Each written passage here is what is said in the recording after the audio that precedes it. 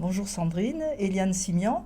Je souhaiterais que tu nous parles du devenir du port de Santa Lucia qui au 31 décembre 2020 arrive en fin de concession. Il va y avoir à peu près 1200 amodiataires qui vont se retrouver à ne pas savoir ce qu'ils vont devenir. Que comptes-tu faire? Alors, il y a une chose importante à faire, c'est un audit complet du port, tant sur le côté financier que sur le côté des travaux à réaliser. On sait déjà que nous avons une digue à reprendre, à rénover et que le coût avoisinerait les 20 millions d'euros. Mais il n'y a pas que ça. Il y a vraiment tout l'état du port à auditer, à auditionner pour savoir un petit peu où on en est et quelles seront les conséquences au niveau des travaux, le coût.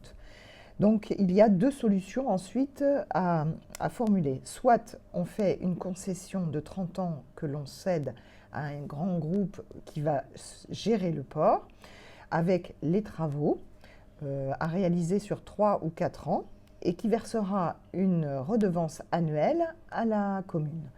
Ou la deuxième solution, c'est de repartir sur des garanties d'usage destinées aux 1200 bateaux qui seront au port et avec une gestion qui sera laissée à la régie des ports telle que c'est aujourd'hui. Mais dans ces cas-là, ça veut dire que la régie des ports entreprendra les travaux et donc on a un coût énorme au niveau des travaux. C'est à réfléchir, c'est à penser avec beaucoup de sérieux parce que c'est un lourd investissement au niveau des travaux.